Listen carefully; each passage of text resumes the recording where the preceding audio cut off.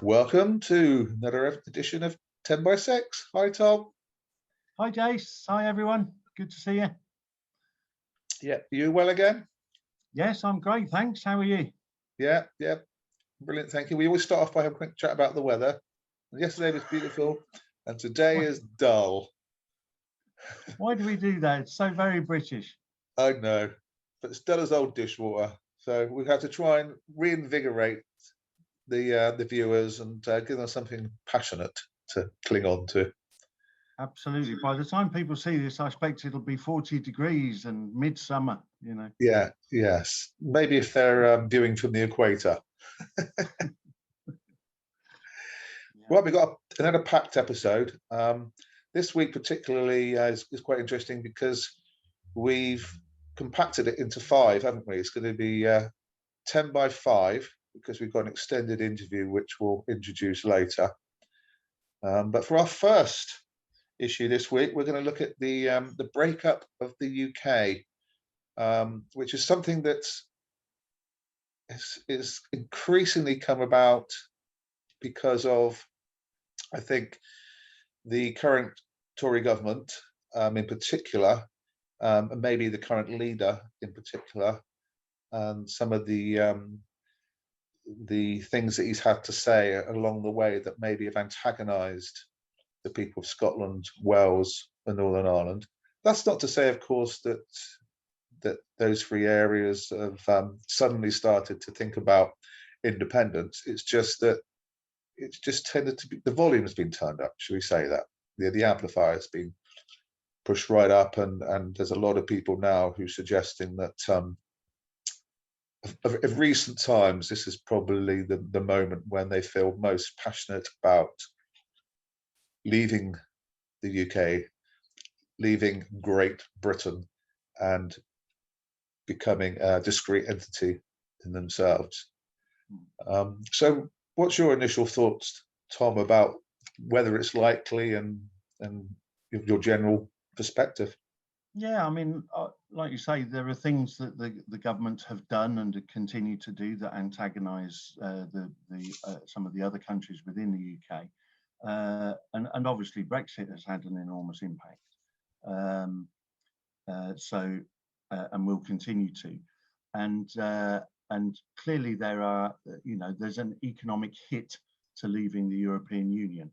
Every single study, including the government's own studies, consistently said it will cost us. We will be poorer as a result, and not just in the short term, but over a long period of time. I think Jacob Rees-Mogg said potentially up to 50 years. Certainly did. We will be a poorer country. They didn't really advertise that in a very explicit way during the referendum, did they? Certainly wasn't on the side of a bus, for the next 50 years. I don't remember them saying that exactly. Sorry, Jace. It certainly wasn't on the side of a bus. Wasn't on the side of a bus. Vote to be poorer for the next 50 years. So I mean, it was anything between, the government study was anything between 6.4 and 10.5% poorer, I think, depending on whether we left with a deal or not a deal. We've got some kind of deal, so presumably that means it's more like 6% poorer. I've seen other estimates that are somewhat lower, but undoubtedly poorer. And we're obviously not going to revisit arguments about Brexit, and there are all sorts of reasons why people voted leave. But for anybody to have ever voted leave or still argue for leave on the basis that it'll be good for our economy, I think is absolutely ridiculous. I think it's always been clear and continues to be clear that we will be poorer as a nation. And and sorry, that's 6.5% or 10% or whatever of GDP, slightly lower estimates recently. That's of GDP. And that's that's a lot more than the hit we took in the Great Recession of 2008, the banking crisis and the huge recession 2008, 8 to 9. So yeah, a cost to us leaving the European Union, and that will result in more austerity measures, lack of jobs, further recessions, and with COVID exacerbating all of that, it's a concern. And so I think economically, financially, there are arguments why the other nations other than England may wish to break away and potentially rejoin the European Union, start that process to rejoin. But there's, it's not just about Brexit and the economy. There's other reasons about independence that those nations will be looking at. Yeah, and we do have to remember that Scotland and Northern Ireland, they did vote to remain, whereas of course Wales, when we look at the overall polling, they voted to leave. So it's not like there's a unified front across Scotland, Wales and Northern Ireland in that respect, but it's certainly half and half, with England and Wales voting to leave and the other two voting to stay. And if you look at the nature of polling that's taken place, it's also very interesting. I mean, SNP in the last decade or so have polled very high. They've reflected that in the number of seats that they've gained in all the elections during that time. They've become by far now the dominant party. Whereas in Wales, it's also interesting because if you look at the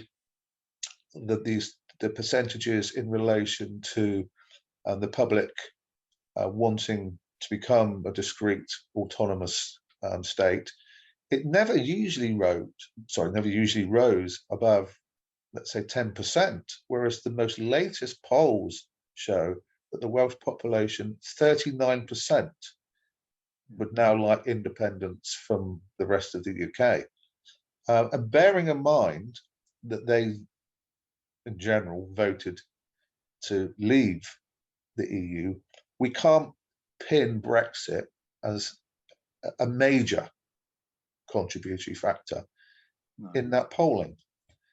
So there's something else besides Brexit that, let's take Wales, that they are annoyed about. And then if you add that into the mix the local election results, in which Labour completely dominated and did better than expected, it must be something else. And that something else, I suspect, is Westminster and how they feel that they're not being represented by politicians in Westminster. Yeah, absolutely. I mean, there's a number of things there, and I think you're absolutely right that increasingly the other nations in the UK are feeling not, I mean, at the very least, let down by Westminster, not represented fully, their views ignored, that power and even funding is focused much more on England, particularly London and Westminster. And I think all the other nations are starting to see the benefits of devolution, and that leads them to, particularly in terms of how they can make choices about their budget, about their economy, how they spend money, how they fund public services, and how most people are saying, yeah, we're doing that better than the Westminster government are doing, because examples from across the other countries, particularly in Scotland, we can give our nurses a proper pay rise, we can make it free for our young people to get a university education if we choose. We can invest in a greener economy, more so than the Westminster government are doing. So they can see, I think people in each country can see the benefits of sort of self-governance and making their own choices about how they run society. Politics is always about how a government chooses to organise society and spend the funds they have to best benefit the people. And unsurprisingly, with this Conservative government for the last 11 years, all the other countries are starting to think, yeah, we can do it a lot better than that. Benefit our people a lot better than just following what Westminster is saying. I think the other point worth making there is that the Conservatives are pretty blatantly ignoring and at times being exceptionally rude in the way they do that, the politicians from other nations, in particular the SNP, and in Westminster. For some time now, very often when Ian Blackford stands up to speak, quite deliberately, all the Conservatives leave the chamber, which is unbelievably rude. And the Conservatives don't seem to understand how incredibly riling that is to everybody up in Scotland. I mean, how rude is that? It's happened numerous times. You know, Blackford stands up to speak, all the Tories leave the chamber. Everyone in Scotland's like, what are you, what? You know, I mean, it's bizarre. They've It's never rude. been, they've never and been great respecters of democracy, though, have they? The Conservative Party. They tend to believe they have a right to rule. I mean, if you look at Scotland, Wales, and Northern Ireland, the ownership of the land is still dominated centuries on by major Tory landowners. It's as though they believe that even though the individual states might become autonomous, that they still own those countries. You know, in the same respects as maybe in terms of a lot of the old slave owners still believe that they run the Caribbean. I mean, let's have a look. If we can have a quick look, actually, at an article by George Monbiot, because he sort of addresses this point very, very well, and in terms of, you know, giving solutions as well. But if we just start off at this point, he talks about, you know, what you've just basically been identifying as well, the attitudes of the Conservatives, and not just the Conservatives. He says in this bit, though he anointed himself, and he's talking about here Boris Johnson, Minister of the Union, and claimed that wild horses would not prevent him from visiting Scotland before the local elections. Last month, he dropped his plans to do so. He has labelled devolution a disaster and Tony Blair's biggest mistake. His Internal Market Act wrenches back devolved powers from Scotland, Wales, and Northern Ireland. So he's not respecting the democracy in those three countries. In fact, he's doing the opposite. He's actually taking power back to Westminster. So that whereas the abuse and the leaving of the chamber when Ian Blackford talks is on one hand perceived to be rude and anti-democratic, in actual praxis, in actual what he's actually doing, I expect the Scottish people are even more annoyed. He has launched a challenge before the Supreme Court to 2 Holyrood bills on children's rights and local government designed to enhance the welfare of the Scottish people, and he intervened only to suppress. But it also goes on, this article, to look at Keir Starmer. Now, to look at Keir Starmer, he's scarcely interested in Scotland, the article goes on to say, as anything other than an electoral calculation, and it's not always clear which election he's considering. Last month, he made the weirdest campaign video I've ever seen in the UK. It began with a British Airways jet landing at Edinburgh Airport. Starmer came down the steps like a visiting dignitary, mumbling, "Remind me which country this is again." Strode around the empty airport with a phalanx of sinister-looking men, inveighed against the lack of flights, and announced that he wanted to put economic recovery above all else, presumably including life on Earth. Then it seems, having alienated his remaining Scottish voters and anyone under 40, he flew out again. So we mustn't just look at the Conservatives, because, you know, people in Scotland might think, oh, it's all right when Boris Johnson and the Tories have gone, we'll have a Labour government. Well, actually, the Labour government under Keir Starmer is no better. But then, thankfully, the article does go on to identify what would be the benefits for these three countries of leaving. The slow collapse of the United Kingdom creates an opportunity in all three nations to do things differently. And as we talked about before, Tom, we're not just here to criticise and critically assess. We are here to offer solutions. And this article goes on to offer hope for those three nations. An independent Scotland and Wales could cast aside the culture of corruption enabled, perhaps necessitated, by the UK's outrageous campaign finance rules. They could reclaim their politics and Westminster's gross subversions of democracy, its royal powers, and the pompous rituals designed both to glorify and to conceal them. They could, and there are plenty of people in both nations with this ambition, create 21st century governments built on proportional general elections, participatory democracy, and continuous policy adjustment, distributive economies, and an ethos of public service. So, you know, for those three countries, it's all to play for to leave. It really is, because the cesspit that has become Westminster now, under Boris Johnson and the Labour Party under Keir Starmer, most of the people in this country in the local elections couldn't be bothered to turn out to vote, let alone if you're asking people from Northern Ireland, Wales and Scotland to do so too. Yeah. And yeah, I mean, we see, when Boris Johnson goes to places like up north, and particularly, when he's travelled to Scotland, the footage of his welcome is pretty startling.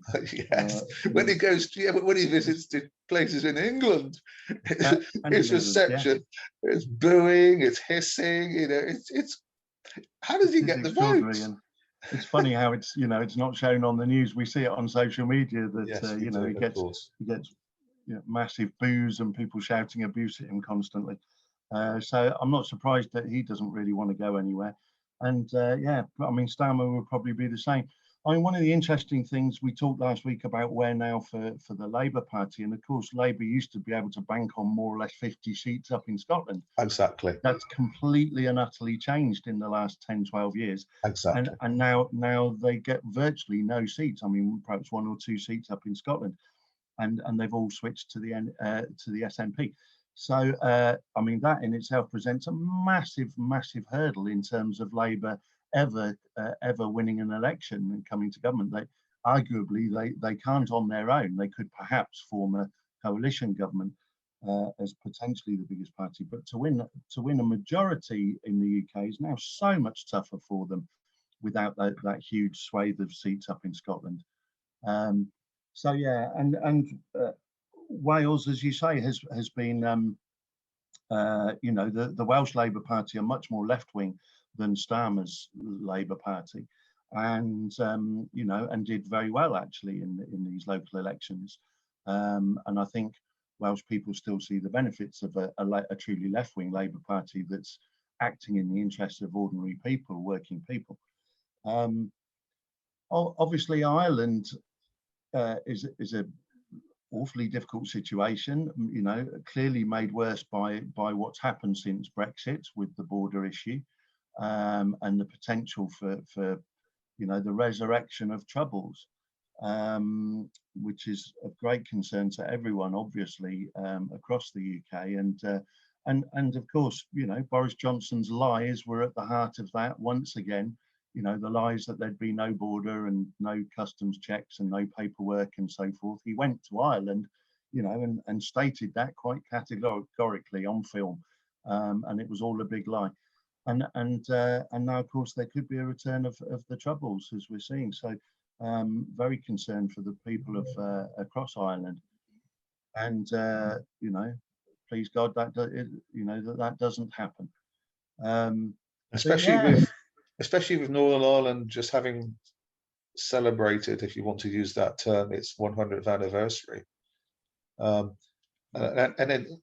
looking at the history of Ireland, it's very much linked to the potato famine in the Corn Laws, of which very much were directed again centrally from London. So a lot of Irish people still blame the English significantly for the policy making that took place in the 19th century that led to so many of them dying and so many of them having to leave their country and find sanctuary elsewhere. Of course, many of them which came to Liverpool, Manchester, Birmingham, Midlands, London, to find that sanctuary. Okay, so we need to possibly move on now to our next topic, and that is the origins of COVID, but specifically here, it's related to the accusation that's come out in recent times that certain theories about the origins of COVID are being suppressed, whereas others are being prioritized. And I just want to read out something to kick us all off on this front, and it's very straightforward. The intelligence community states that it does not know exactly where, when, how coronavirus was originally transmitted. So our starting point here, Tom, isn't that we've had a particular theory that's now found prominence because it's been backed up by empirical data. We still have many theories out there floating around, and the intelligence community have admitted that they do not know which of those theories is the accurate one, the genesis of this particular coronavirus and its origins. So the discussion I really want today to focus is not on where it started. The folks that I want to focus more upon, if we can, the reasons why certain theories are being promoted and prioritized, and why some theories are being suppressed. What's your take? Yeah, and as you say, we're not going to do a detailed discussion of our thoughts on where COVID originated. We'll obviously touch on that, but this is more a focus on which theories have scientific evidence, which theories are being promoted by different governments or suppressed by governments. And yeah, I mean, I think it's probably true that governments around the world always act in their own interests to secure their own power, and if one of the vehicles through which they do that is by promoting or suppressing particular origin theories regarding COVID, then they go ahead and do that, and they have been doing that. That's interesting. And of course, that includes governments, particularly, and politicians, perhaps more individual politicians, perhaps more so than governments per se. Do you think it's, for example, Donald Trump, doing the whole China virus and promoting theories about it, how it may have been manufactured in a lab, etc. I know that we're going to talk about there is the potential that happened, but I think without any real evidence that was the case. That was certainly something that that Trump and his people wanted to get out there so that they could place blame on China and encourage racist supporters to back them even more, and to have economic challenges to the Chinese government, etc. Yeah. So what we have there is a prioritization of a theory that's being promoted by one particular politician whose credibility, let's say, is beyond questionable. But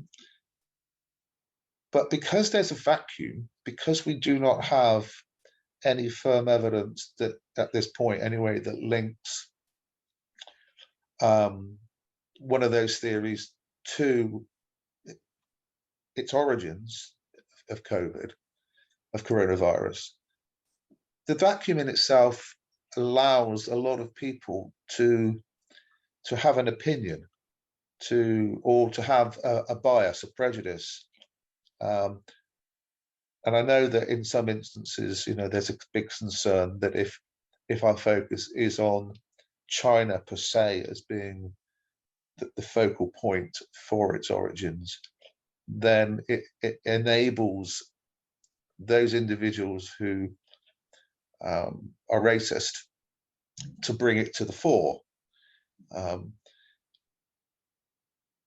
But I think one of my major problems is that we mustn't let truth be pushed into the shadows by a fear of the public response, because I think politicians tend to do that all the time, because especially at the moment, they're playing the populist card.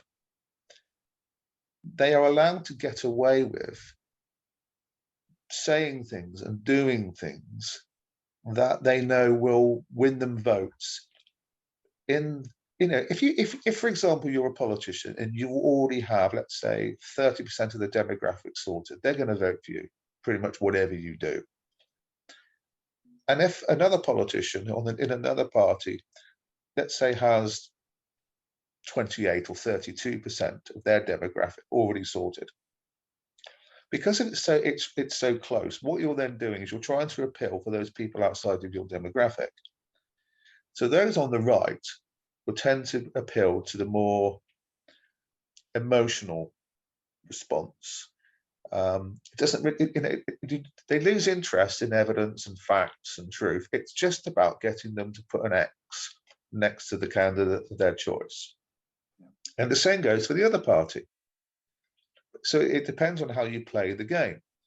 So if you're going to appeal, let's say, to a patriotic or nationalist base, if you happen to be on the right, by degrading, let's say, China or Russia or North Korea,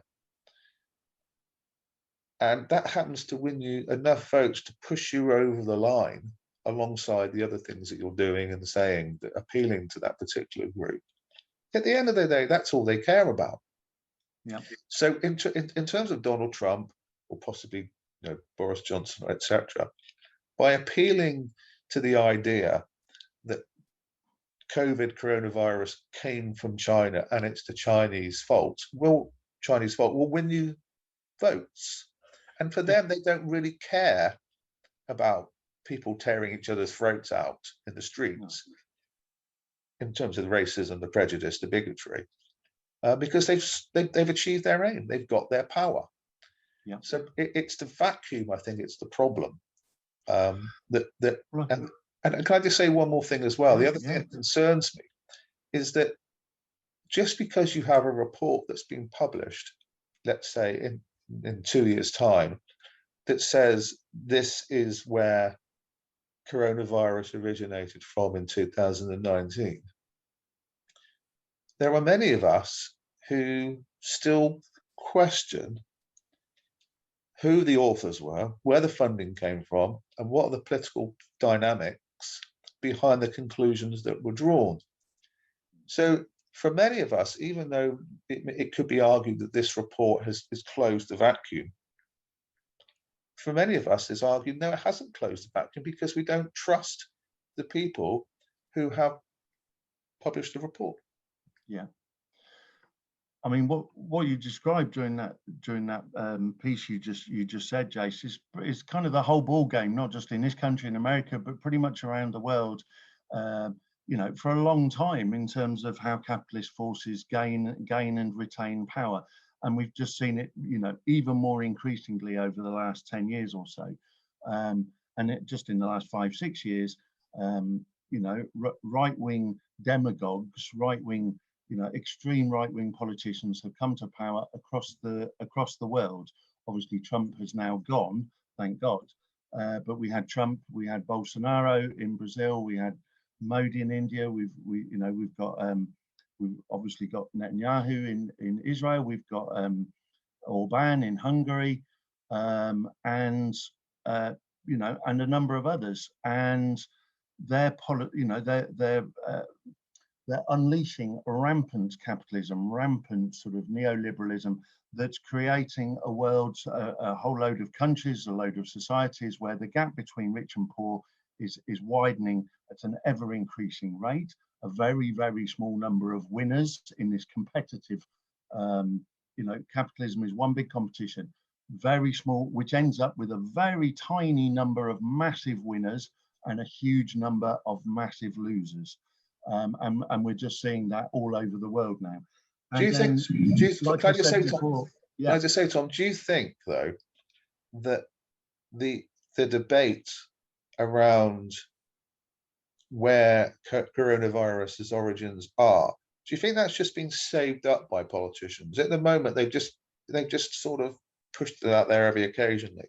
But do you think when it comes to a report, let's say, that looks at the way in which the UK government handled coronavirus, and maybe they'll do something similar in the United States, etc., do you think that that's when the push will come to say, at the end of the day, it was from China, it's the Chinese's fault? And what you'll then do is you'll get possibly all those people that maybe looked at that report and said, that's interesting, in terms of the UK government's role, in terms of some of the decisions it made. And some of those people might think, well, Oh, I didn't realise that. I didn't know that. Whereas instead, you'll have pummeled, that to be pummeled on the front pages of newspapers and from politicians, etc., on the right, Yeah, basically going on and on and on and on about China. So it's the car, absolutely. it's the car they've got in their back pocket that they're waiting to play at the right time. Absolutely, yeah. And so what I was going to say, Jace, moving on from what I said, you know, we have this system of capitalism with extreme right-wing leaders, you know, with policies that are bad for the vast majority of people and push them further and further into poverty, while favouring only a tiny percentage of the population who are getting unbelievably rich. There's also rampant corruption alongside that. And the destruction of public services, which support people to lead happy and decent lives. And those public services programs, as they call them in America, are being taken away due to austerity. So eventually, the vast majority of people will stop voting for that. Will stop voting for this system of capitalism. Will stop voting for these right-wing neoliberal leaders, and will choose another option. And so, in order to prevent that from happening, what clearly has been happening for 10 plus years, and increasingly so, is these right-wing politicians have to create blame. They have to take the blame away from the capitalist system, which is utterly unjust, and creates all these problems for people. And they have to get people to believe the blame lies elsewhere. And so the blame has been, you know, for example, placed on benefit scroungers or benefit cheats, or it's been placed on immigrants, or it's been placed on the European Union, or it's been placed on China, you know, and the economic threats of China, etc. And so politicians play this blame game where they get people to blame their economic and other problems on something, instead of them realizing that the capitalist system is at fault and to blame. And so that's the only way they can keep being elected into power. And hopefully at some stage across the world, people will start to understand the damage that capitalism does, this extreme version of late stage capitalism that we're seeing. And people will reject it, especially because it is completely failing to tackle climate change in any real and urgent way that is necessary. So I hope that people across the world, led by young people, I expect, will at some point reject that system. In the meantime, in a lot of countries, we're falling into the politicians' trap of blaming people who are often also victims, also poor, or blaming the wrong thing. So yes, certainly, you know, saying China is the origin of COVID, and they did it deliberately. They created it in a lab and released it. Yes, they're probably keeping all that in their back pocket for election time when they can rouse nationalist support by saying those things. And the last thing I want to say on that is my general view of the origins of any virus is that it's not particularly healthy, useful, or in any way to really determine what it is, other than for scientific reasons to prevent it in future. To lay blame on any particular country because that's where a virus originated doesn't help anyone. Yes, understanding where it came from to prevent it in future is obviously a scientific objective and is important. But laying blame on a country where something originated helps no one, is crass, and only leads to racism and the kind of increase in you know, racially motivated hate crime we've seen in America and now even in the UK. I just say this: the so-called Spanish virus apparently originated in the United States. There's detailed evidence of how that happened, but of course somehow it got called the Spanish virus. Yes. But that could of course be called the United States virus, and who knows where the next one will originate. And just something about the variants, it's fascinating to notice how we tend not to talk about the UK or Kent variant very much, our politicians and our media. We tend to talk about the dangers of variants coming from Europe, the dangers of the Indian variant most recently, etc., without talking very much about the fact that the English or Kent variant is the most prominent one here. and is by far the most prominent and deadly one across America. You know, tens of thousands of people have died in America having contracted the UK variant of it. But that hardly gets talked about, and you don't see British people being attacked in America, only Asian people. So, I mean, ultimately, as I'm saying, laying the blame on any countries for where COVID originates or where variants originate is completely and utterly worthless. Only leads to hate crime and racism and nationalism, which doesn't help humankind in any way whatsoever. We need to stop doing it and just let the scientists explore how we prevent it better in future. Yeah, well said, Tom. I think the thing to finish off with here is the irony is that with India and with other parts of the world where they found these supposed variants, they didn't shut the airports. And with Kent, they didn't shut the motorways or the A roads. So that's down onto this government as well. So we're interested to see where that's covered in the report. But yeah, but thank you. Okay. Moving on to our third and our fourth topic this week, and we're going to combine the two. Yesterday, I had a fascinating discussion with the human rights lawyer and author Clive Stafford Smith, who lives just outside of Bridport. Hopefully it's going to be the first of a number of discussions that we have for 10 by 6 running forward. And this particular one, the focus was on how he would seek to radically improve the US and UK criminal justice systems to make them fit for purpose for the publics of both countries. So here is to say the first of hopefully a number of discussions that I will have with Clive coming up. Hi, Clive Stafford Smith. Welcome to 10 by 6.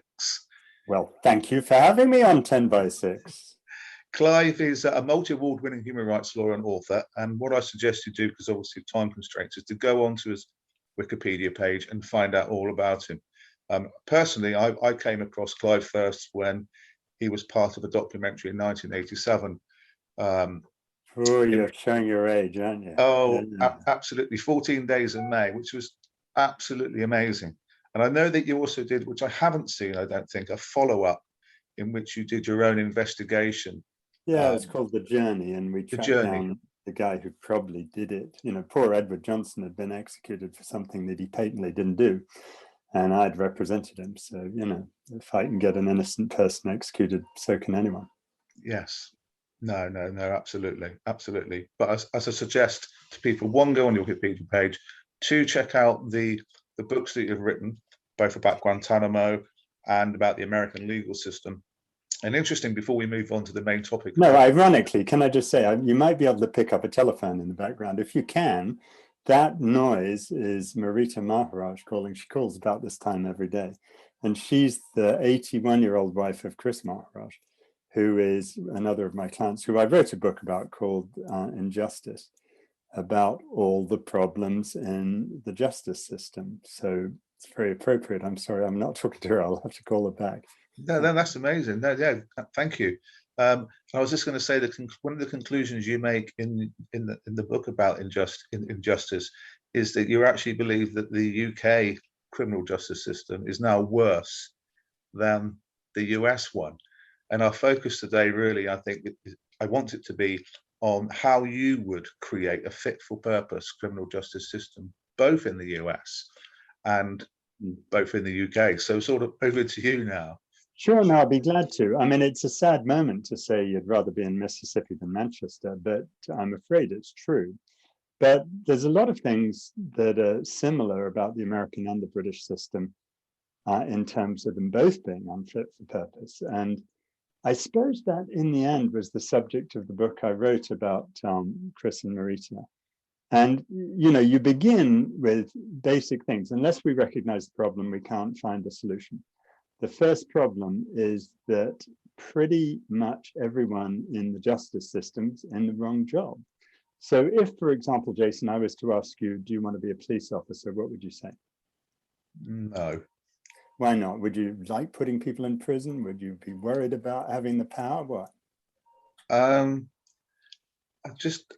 personally, I don't see myself wanting to be an authoritarian agent of the state. I See, don't think. this is exactly why you would actually probably make quite a good cop, because you've used exactly the word. It's interesting that most police officers reflect what's called the authoritarian personality, and it doesn't make them evil people. It means they believe in the system. And if they believe in the system, they believe the system gets it right. And so I had a couple of cops come to my house on a thing not long ago, and I was just chatting with them, nice chaps from the Metropolitan Police. And I asked them how often in 54 years between them, they'd made a mistake, they thought, where they maybe got the wrong guy. And neither of them paused for a bit. Oh, never. And I thought, oh, come on, we've got papal infallibility over here. Now we've got police infallibility. I could not persuade them in 54 years between them that they'd ever made a mistake. That's terrifying, because of course they have. And yet that is the personality of the people who become police officers. So I'm voting for you to become one. That's the first one. The second problem is basically the judges. The people in this country, my goodness, I went to a private school and I'm still recovering. And 74% of judges in Britain went to private schools. They have no idea about the real world out there. I was having dinner with a bunch of judges recently, and I asked them, how sure do you have to be before you bang someone up in prison? And, beyond a reasonable doubt, they thought, on average, they came down at 83% sure. Well, come on, there are 6 million people in the American judicial system. That means they're aiming to put 1 million innocent people in prison. And just listening to them talk, they have no idea about how juries really work, about how the system really works. And this was epitomized in the case my wife did recently, the Freshwater Five off the Isle of Wight, where these judges, and I'm sorry, I was about to say these idiot judges, opined about what the jurors thought. Well, number one, they've made it a criminal offense for us to ask the jurors what they thought, which is silly because we can do that in America. And number two, one of the jurors already said what he thought, which is the guys are innocent. And they're just totally wrong. They've got these 5 guys doing 104 years who are clearly not guilty. And these guys are arguing over the number of angels who can dance on the head of a pin. And, then there are other aspects. The defendant, we just don't get how dangerous the innocent defendant is. Look, Jason, did you murder 2 people in the DuPont Plaza Hotel in 1987? Yes or no? Did you? No. Well, who did it? You don't know. You're just useless, right? No, exactly. You're useless. And you say you're innocent. You're totally useless to me, whereas someone who's guilty is quite helpful. But then I ask you, do you want to go to trial tomorrow or in about 2 years when I've had time to prepare? You say tomorrow. Do you want to spend 20 grand on a defense or 2 million on a defense? Well, I'm innocent, so I'm just spend 20 grand. And this is what Chris Maharaj did. And he couldn't believe that he could be found guilty by 12 reasonable people for a crime he didn't do.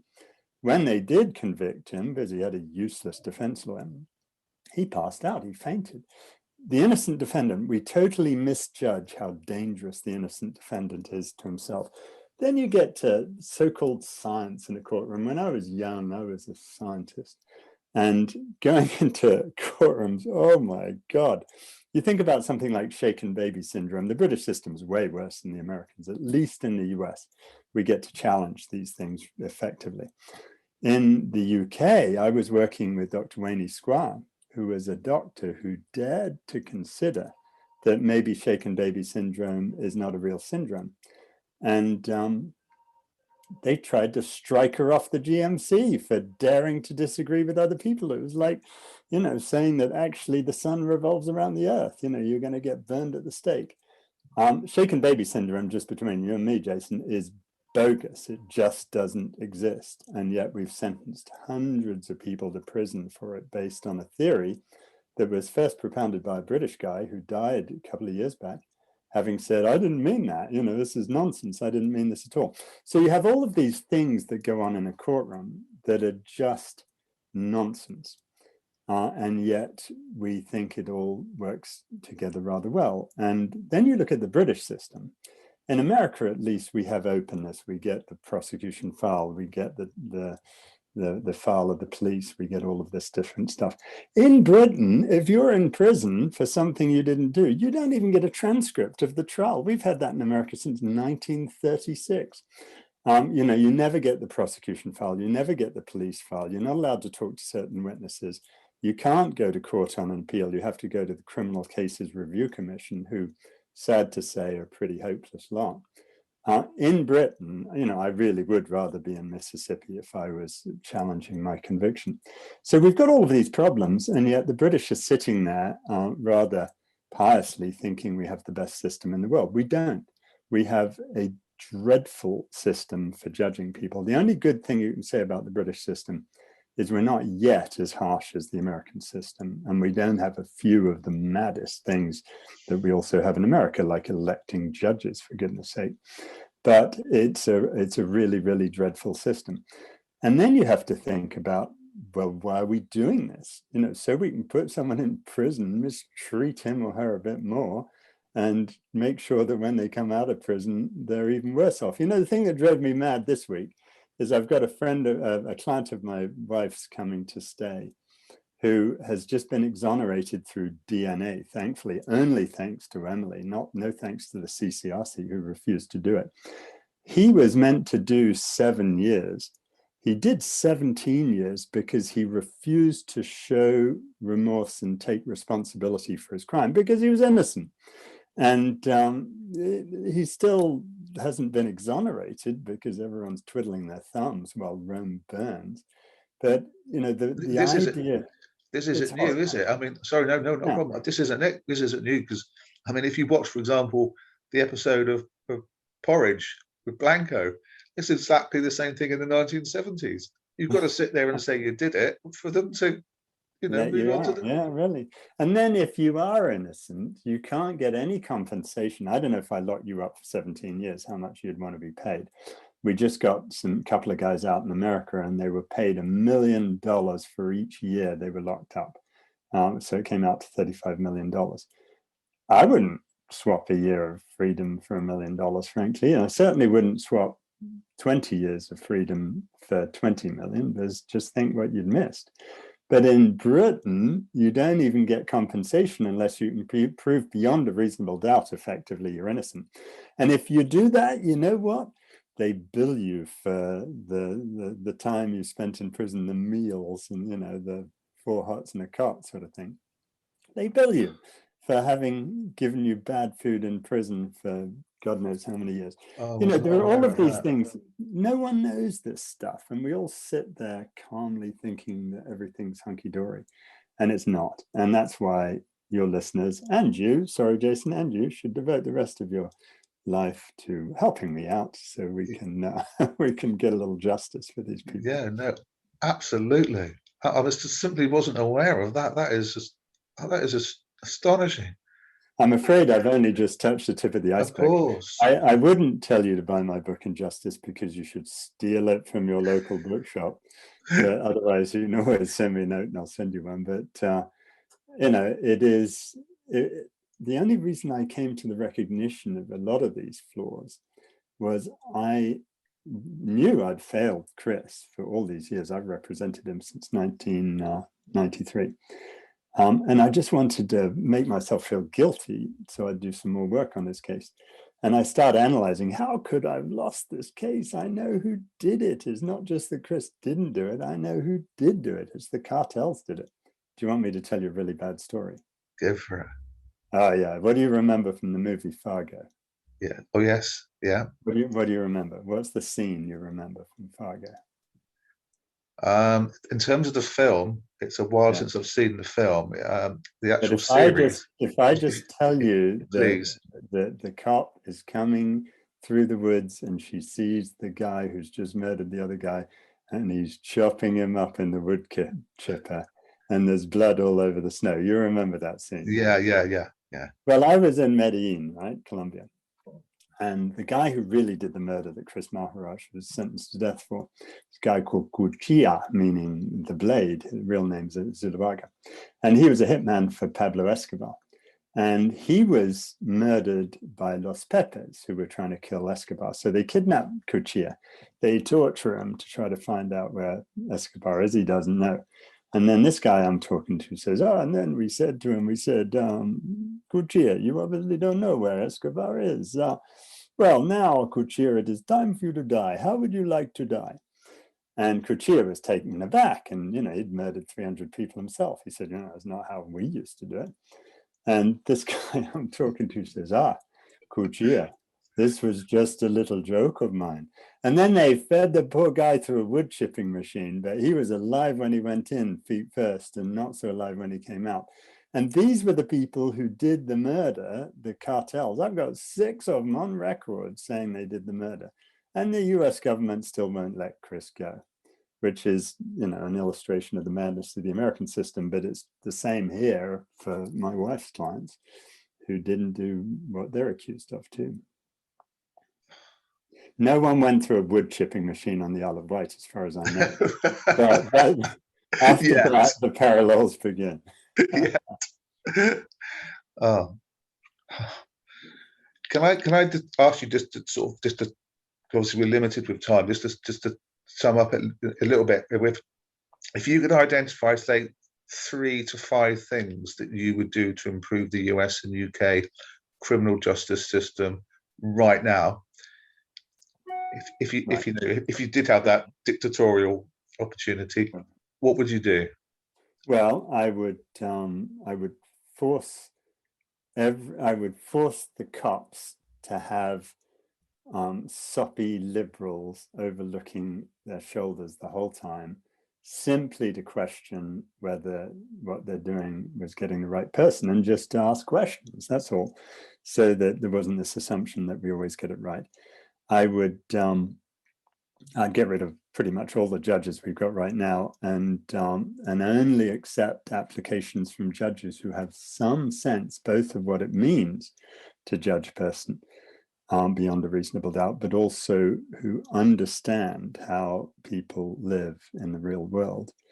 And I would totally open up the jury system, so you don't just take 12 people. You have the American system, which is 1,000 times better, where you get to learn a bit about the jurors before they're selected.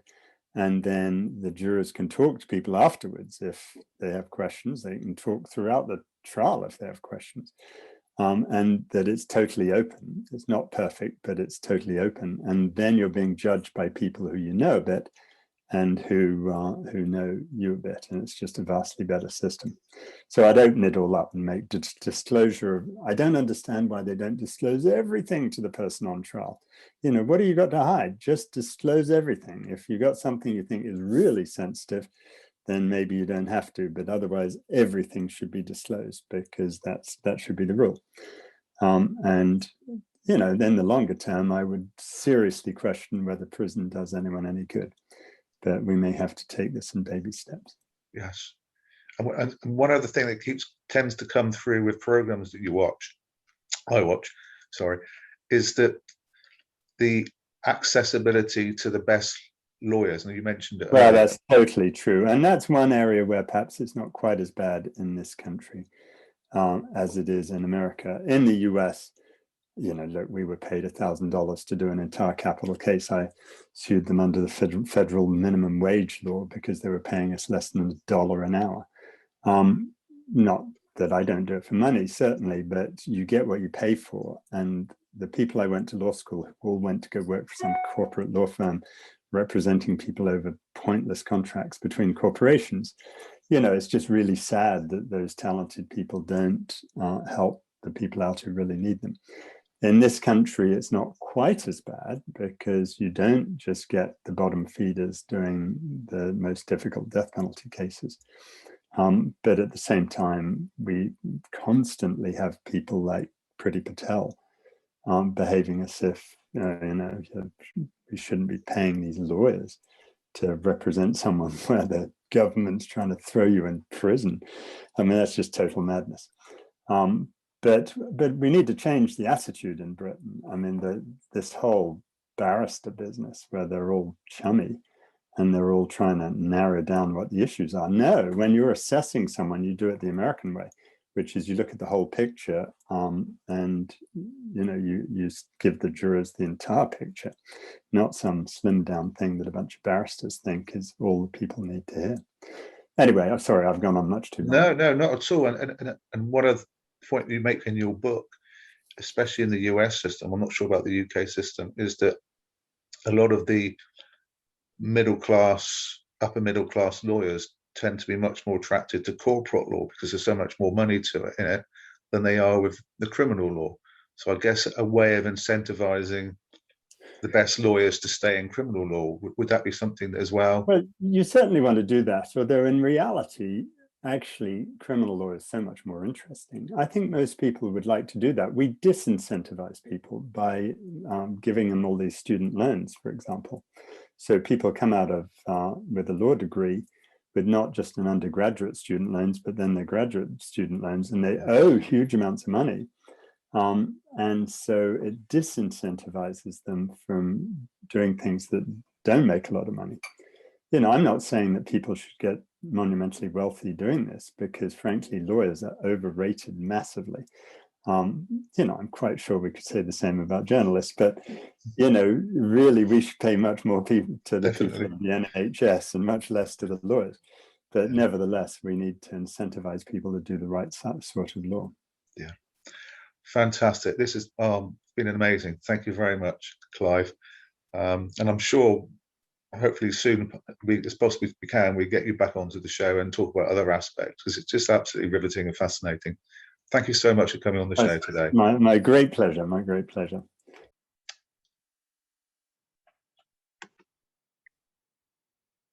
Well, that was, as I said before at the beginning of the video, that was an amazing opportunity, an interview with Clive. And I'll tell you what, the first and the most prominent thing that comes out with me when I look back retrospectively over that interview was, I don't know if you knew this, Tom, but the point being is that when you successfully appeal, having been put in prison, and you successfully appeal in this country, and then the Home Office gives you a payout, they also then bill you for all of the food and the meals that you've had during your incarceration. And it doesn't happen in the United States. They bill you for having wrongfully imprisoned you. Absolutely. I found it mind-blowing at the time, and I find it mind-blowing now. But hopefully, when we move forward now and we talk to Clive in the future, because hopefully next edition we're going to look at Guantanamo, because he spent a lot of time in Guantanamo, and actually he's been successful this week in terms of getting 4 people off, so they will be released from Guantanamo. And when he goes to Guantanamo, he has to spend 2 weeks in isolation each time because of COVID. So what he has to go through as well. But he's got so many interesting, fascinating stories to tell about his experiences. I was going to say, I'm surprised that the British government doesn't then also bill people for, gas and electricity and heat and light. But perhaps I shouldn't say that and give them ideas. Yes, I think you're right there. I think you're very right there, Tom. Number 5 this week, we're going to look at the football season. It's now fast approaching its end. This weekend is the end of the football season. Certainly in the Premiership, and in terms of the playoffs, they're coming to a head, and also the European competitions, domestic European competitions. Sorry, not the domestic, but the club European competitions end next Wednesday and Saturday with the Europa League final and the Champions League final, respectively. So looking back over the season, Tom, and looking at the outcomes that we've experienced, obviously COVID has had a major part to play in terms of fans not being allowed there until the penultimate match, which have taken place this week, and obviously with the Super League. But in terms of who's won the competitions and generally, what's your take? Well, before I mention a few things sort of football related. I just want to say to our viewers, we want 10 by 6 to be a show for everyone. And whilst obviously we have a slant or a direction to talk about politics, both local, national, international, and cover some local stories, mostly good news stories, local initiatives and green initiatives particularly, we did also want to sort of broaden our appeal by sometimes talking about less political issues. And that includes sometimes talking about sports or arts, entertainment, music, etc. So I just thought I'd let our viewers know. If you have absolutely zero interest in football, then maybe wind on about 10 minutes. Okay, yes, so it's been a fascinating season, a really good season, I think, in terms of some of the football played. But and obviously it's fabulous to see some fans being able to be back in stadiums, and hopefully COVID numbers will remain low enough for that to continue, and eventually for us to get back to capacity stadiums, etc. Like some other countries have been able to do. Obviously, you know, New Zealand being a prime example, they've been able to, because they've got 0 cases almost all the time, they're able to have festivals and music concerts and sporting events with full arenas. Hopefully at some point we'll be able to get to that ourselves. Anyway, so great to see some fans back in the stadium, and some genuine noise, which is great. There's been some terrific highlights, I think, of the season, and for me, I mean, there's great to see a team come up last year and stay up. That's Leeds, you know, who have been incredible to watch. Fabulous attacking football, loads of goals at each end. You know, they've scored loads, conceded loads. Every game has been exciting to watch. You know, Bielsa as a manager is clearly a very good, astute tactical manager, but also very keen to play good possession football and a high press, but also to attack. So that's been great fun to watch, and they've thoroughly deserved to finish where they are and to stay up. Sadly, the other two clubs that came up last year, Fulham and West Brom, have gone back down again. But so yeah, great to see Leeds doing well. The season, great also to see Leicester do so well. I'm a big fan of their manager, and also the whole way that their club is set up and run. Seems to be very family orientated and involving the fans, and they seem to be sort of like one big team, which is really good. So great to see them do well in the league and win the FA Cup, which was very exciting. The season's ended also with the retirement, and it sounds like he genuinely means it, the retirement of Roy Hodgson, who's obviously been around a long time, and is highly respected as a genuinely nice man and decent manager. So yeah, thanks to Roy for all he's done for the game over, you know, decades. Yeah, from my point of view, I feel a little bit sad it's not Sam Allardyce, but he's leaving West Brom, but he'll be back, I think. But his brand of football isn't particularly my cup of tea, though I'm sure he's a nice man. Oh, it's interesting you should say that, because there was an interview by Antonio of Chelsea, of West Ham, I'm so sorry, about West Ham last night, in which he came out and he said something similar to you, and Sam Allardyce went off the edge, basically saying, if you look at the way football that I've managed over the last 8 or 9 years, it bears no relation to that. My players play the ball on the floor. We don't play with 2 big men up front. We don't stick them down the flanks and kick them over the top. He said you can look at some of these managers who they claim play beautiful football, do exactly that in occasions in the games. They do it no more or no less than I do. It's just that I've been branded like that, probably because I've been with clubs that have been lower down the league, and they've been fighting for survival, and they've had to just adopt strategies and techniques. But he said that you give me a club where I've had a safe position in a league, or I've got teams up and promoted, etc. They play on the ball. They play the ball on the floor as much as anybody. So he said it's become really lazy journalism. for To be people fair just to Allardyce, he's genuine. He's he has been relatively successful, but he's particularly tended to go, as he says, relatively short term, and to clubs that don't have vast amounts of money and resources yes, to buy the most talented players, and that are facing a relegation battle. And he's generally been quite successful in keeping clubs up. And given that every week his teams are facing teams that cost a lot more and probably are better technically and in terms of keeping the ball and playing possession football, like you say, he's probably been forced somewhat into adopting a strategies, different tactics to try and compete against those teams, try and play the same beautiful possession on the floor football that those Man City and Liverpool, etc., play. His teams probably would have been murdered, so he has to go for something else. So to be fair to him, he makes a fair point there. yeah. For my take, the wall-to-wall coverage that we've had of football, because the fans haven't been allowed into the stadiums,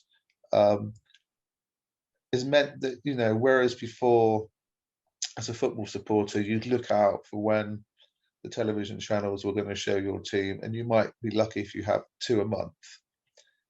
Sometimes if you're the big clubs, 3, but usually around, say, 2 a month ish. And of course now, if you're in European competitions, you can be on 3 times a week.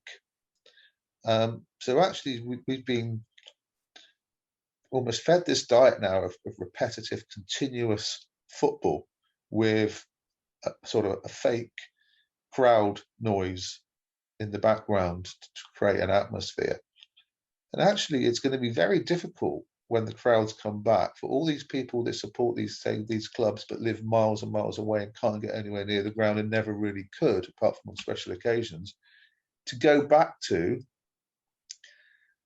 Match of the Day or the highlights on the app, on their phone or whatever, instead of being able to, as they have done for the last year, 18 months, plan their week around sitting down and watching it on the television, possibly with other members of their family, and increasingly now as restrictions go down with friends.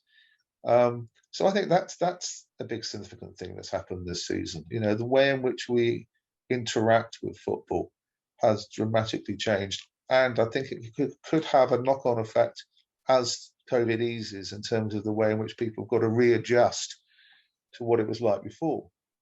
As I say, especially with the big clubs, where their fan base is often just as much away from that city as it is in it. So that's an interesting one. I think also I'd like to see more clubs winning trophies, because I've got it. Manchester City have spent more money than any other club. They are owned by owners from outside of, from Abu Dhabi. It's all dependent upon oil. Yes, they've invested in the local area, but they hardly ever play. I mean, people go on about Phil Foden, but they hardly ever play any recruitments from their youth system. It's just, they've got a superb manager in Pep Guardiola, but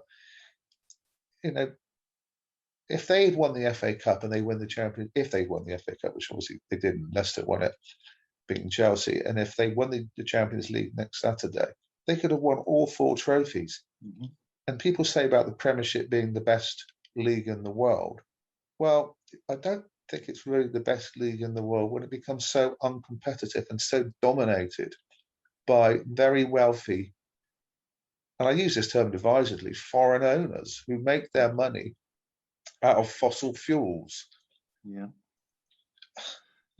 Or insurance. With United and with Manchester United and Liverpool, insurance and big sponsorships from massive corporations, and that effectively just ticks the box each season as to who wins the trophies. So we go on and we celebrate big time when Leicester won it in 2016, and when they win the FA Cup for the first time in 2021. But the reason so many neutrals are euphoric about that occurring is because it's so abnormal. Yeah, I mean, there's domination by the big clubs that have massive resources, and as you say, the owners have often accumulated their wealth through businesses which aren't necessarily good for the planet or for people. So yeah, not necessarily something to celebrate, but obviously that's the nature of modern football across the world, and probably more so than anywhere else in the Premiership. But look at But Bayern yeah, I mean, go sorry, ahead. interrupt. Sorry, Tom. Sorry. Yeah. But look at Bayern Munich, their domination, but they are a fan-owned club. Yeah. Now, if you're a fan-owned club, where effectively there's a much more democratic processes going into the manager that's chosen, the style of football that a manager brings, in a way you can sort of look at that and think, well, you know, the fans have had their say. But you can't say that about these other clubs in the Premiership, because it's not the fans. It's just very, very, very rich people who make those decisions. And the fans have to like it or lump it. Well, hopefully, I mean, obviously one of the big stories of this season was the recent attempt by 6 of the biggest British clubs and a number of others from Europe to break away and form this European Super League. They obviously planned it all in secret over a considerable period of time, but once the news broke and fans, you know, vociferously argued against it, and a number of players and managers said they were not at all on board with it, within a couple of days the whole thing fell apart. Shows that, you know, the fans and others, you know, have a say and should be given that voice in a more, you know, planned and constructive way that actually gives them some power in the game. You know, the games should be about the fans first and foremost. And so we should, I hope that what happened this season with the European Super League will lead to moves to give fans more power to make decisions, influence clubs, influence the FA, etc., and make it a sport that's truly owned by the fans once again. Rather than by big owners and big money. I did want to give a little sort of shout out to managers, because certain managers, because we've seen Mourinho come and go again this year. He was kind of fun and exciting to start with when he first came to this country at Chelsea. He was sort of amusing, but I found him a bit of a misery over the last few years. Many people agree with you, Tom. They find him quite tedious now. Yeah, but I find Guardiola and particularly Klopp an absolute joy. You know, Klopp's absolute love of the game and joy. Yeah. You know, and his laughter when interviewed, and you know, his big smiles. Sure, he can get angry like any other manager when things don't go right, but you know, people like that coming into British football and you know, instilling in their teams an extraordinary improved ways of playing the game, that's all about possession football, that's all about a high press, high tempo, and you know, movement and creating space and creating attacking opportunities.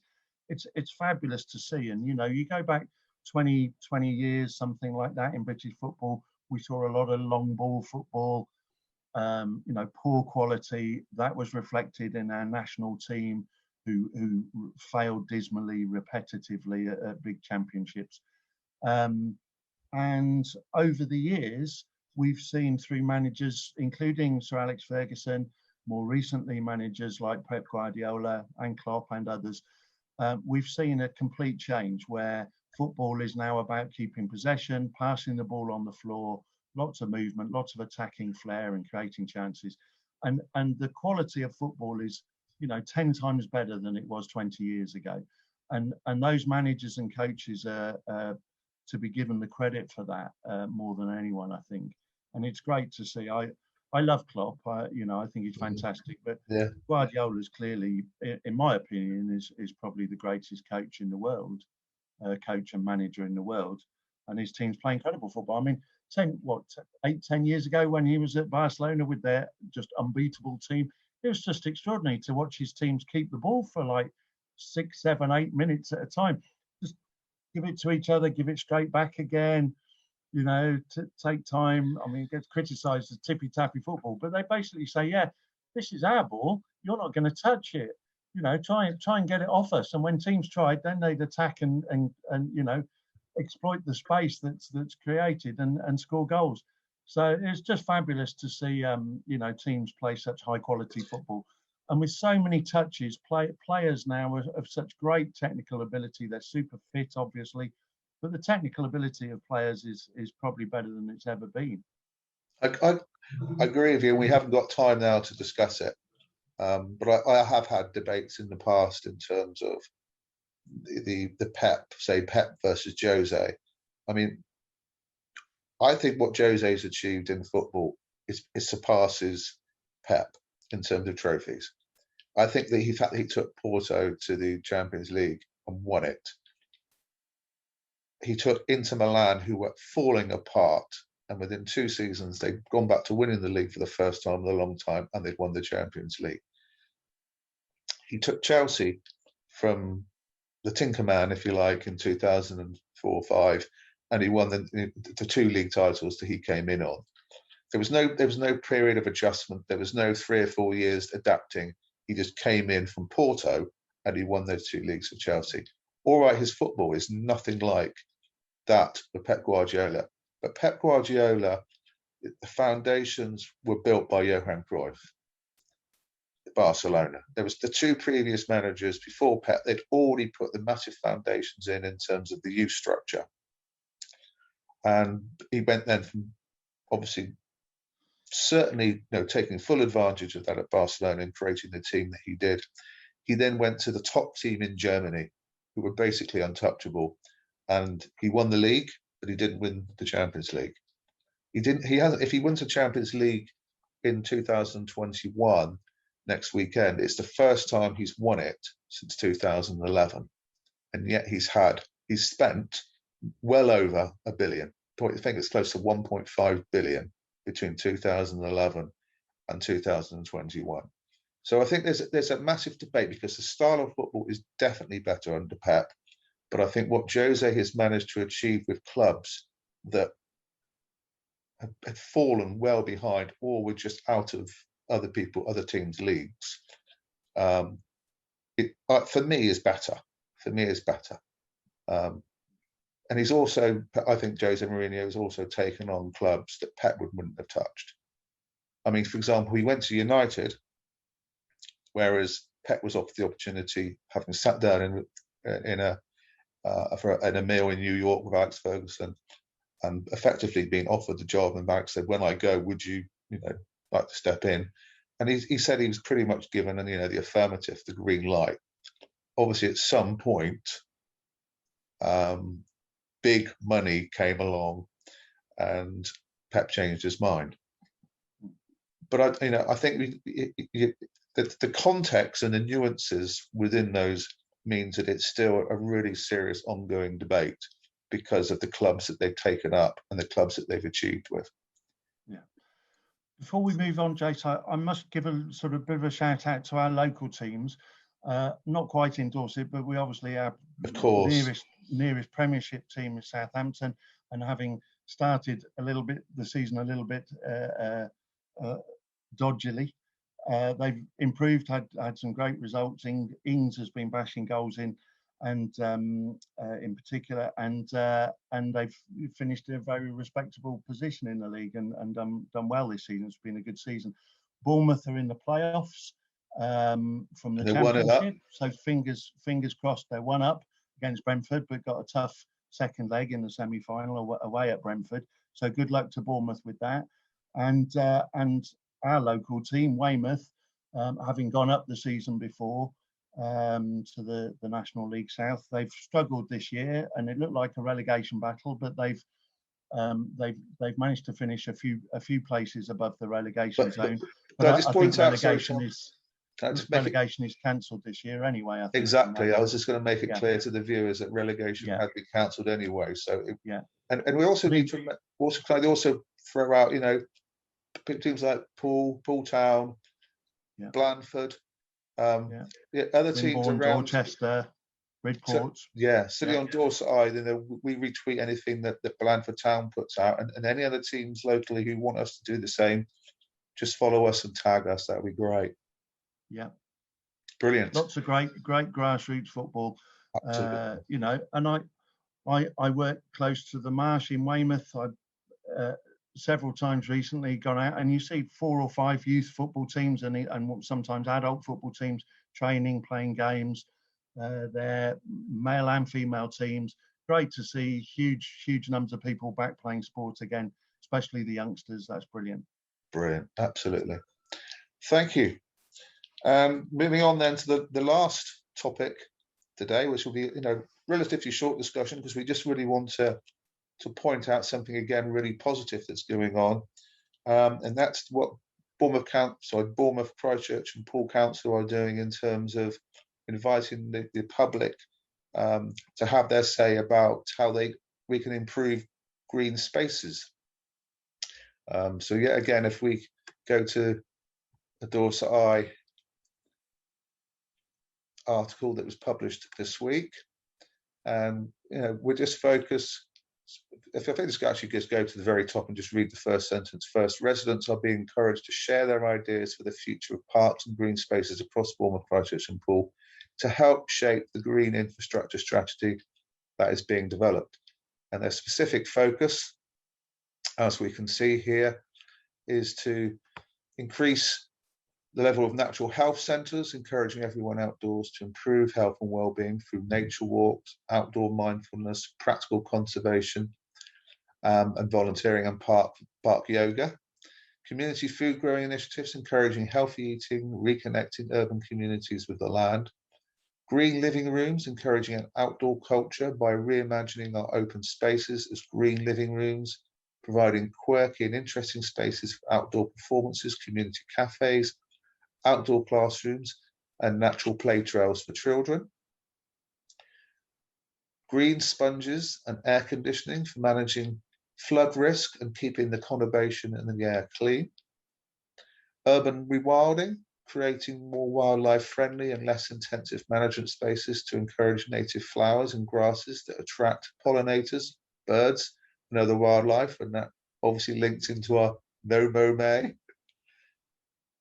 Wildlife still haven't mowed, by the way. Just point that out. Yeah. Wildlife gardens, encouraging homeowners and developers to consider wildlife-friendly approaches to gardening to help biodiversity, such as bird, bat, and bug boxes and green roofs and garden walls. And you can complete the survey by going on to this article and clicking on the link at the bottom. And that can, you know, feed in with a sort of participatory democratic approach to how BCP organised something really, really positive. And I know you want to say something that we're going to be looking at next week, Tom, about Dorset Council, by comparison. Yeah, we'll have a chat next week about how Dorset Council are doing with green policies and tackling climate change and so forth, having declared a climate emergency a couple of years ago. So we'll explore that next week. But certainly great to see.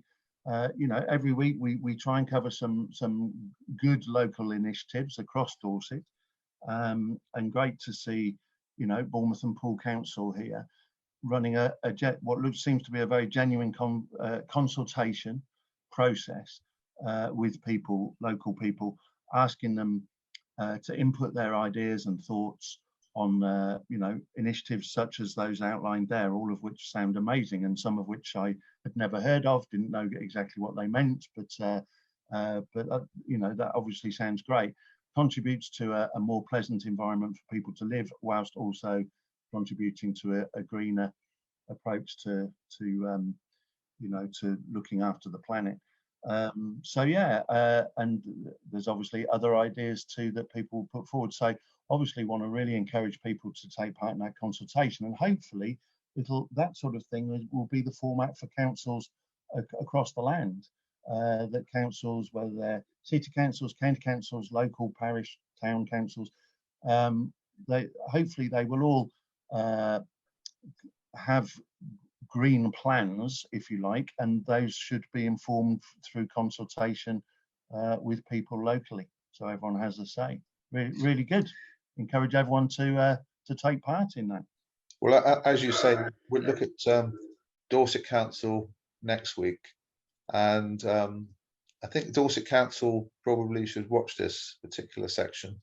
It gives them 7 days up front to try and come up with something quite dramatic to make up for their lack of activity, shall we say, which we'll look at next week, and we'll look at some of the protests and the demonstrations that are being proposed and have taken place that are trying to kickstart something at Dorset Council.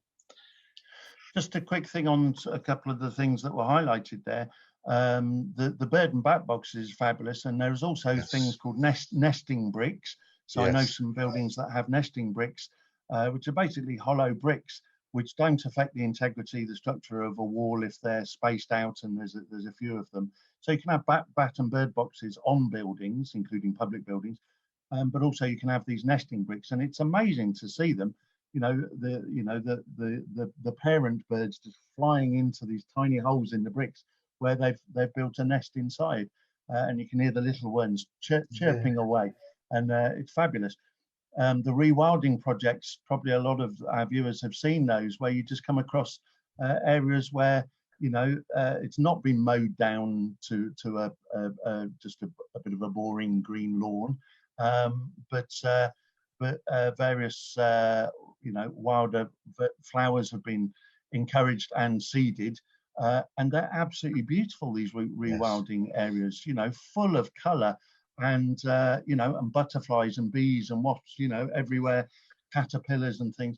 They're just fabulous, those rewilding things. And the other thing I noticed was the thing to try and avoid flooding, and clearly that's something that the Environment Agency have warned about in terms of global warming and climate change, that flooding is going to present massive issues for us as a nation going forward over the next 30, 50, 100 years.